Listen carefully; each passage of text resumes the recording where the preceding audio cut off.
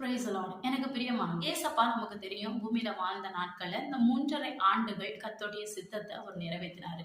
அந்த நாட்கள்ல அவரை சுற்றி எப்பவுமே ஒரு குரூப் ஆஃப் பீப்பிள்ஸ் கூடயே இருந்தாங்க. ஒரு சிலர் வந்து சாப்பாட்டுக்காக வந்தாங்க. ஒரு சிலர் வந்து அவர்கிட்ட இருந்து வர வார்த்தைகளை கேட்பதற்காக வந்தாங்க. ஒரு சிலர் வந்து சுகம் அடைவதற்காக வந்தாங்க. ஒரு சிலர் வந்து சுகம் அடைகிறவங்கள தூக்கிக்கிட்டு வந்தாங்க. ஸோ இப்படி நல்ல கேட்டகரிஸ்ல இருந்ததான ஜனங்கள் வந்து எப்பவுமே அவரை சுற்றி கொண்டே இருந்தாங்க. அப்படிப்பட்ட சூழ்நிலையில அவர் எப்பவுமே பிஸியா தான் இருந்தாரு. ஆனா அந்த பிஸியான நாட்கள்ல அவர் எதற்காக முக்கியத்துவம் கொடுத்தாரு அப்படின்ற காரியத்தை தான் இன்றைக்கு நம்ம பார்க்க போகிறோம். லூக்கா 5வது அதிகாரம் 16வது வசனத்துல நம்ம இப்படியாய் வாசிக்கிறோம். தனித்திருந்து ஜெபம் பண்ணாராம். எனக்கு பிரியமானவர்களே, அப்போ அவ்வளோ பிஸியான ஒரு ஷெட்யூல்லையும் அவருடைய முக்கியத்துவம் எதுக்கு இருந்தது அப்படின்னா ஜெபத்திற்கு தான். இதை பார்த்து கொண்டு இருக்கிற உங்களுக்கு, நீங்க உங்க வாழ்க்கையில எதற்கு முக்கியத்துவம் கொடுக்குறீங்க? நீங்க பிஸியா தான் இருக்கிறீங்க, ஆனாலும்